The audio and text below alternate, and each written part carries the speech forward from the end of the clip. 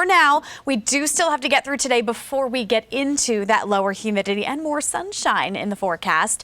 Right now, the clouds are pretty dominant across our area, pretty thick in North Carolina. Breaks in the clouds are happening here in the upstate for now, but with a cold front on the way from the north this morning, it's actually going to sink in and bring us scattered rain and isolated storms. I don't expect a washout day. This should be more so just a couple pockets of showers and storms, and mainly to our east is where the severe threat lies. This area is shaded in green, which does end up pushing into areas of Cherokee, Union, and parts of Newberry counties.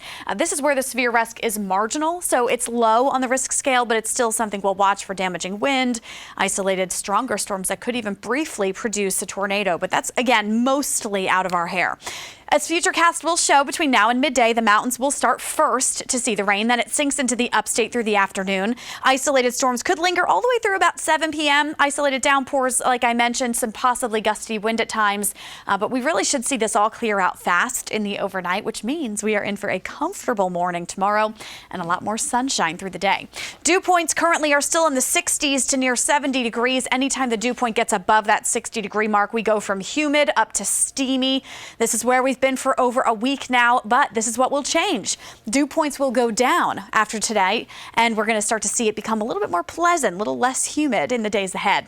It's in the 60s and low 70s for the actual temperatures right now, and the high gets up to 91 in the upstate today with isolated storms.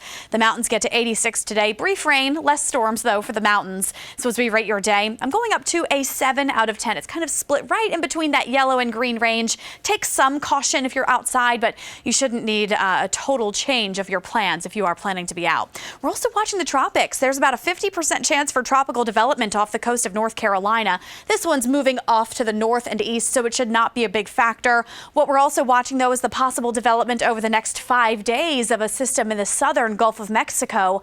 That's an area that we will need to watch going forward, but at least 4 to 5 days from now is when we are expecting to see some of that develop.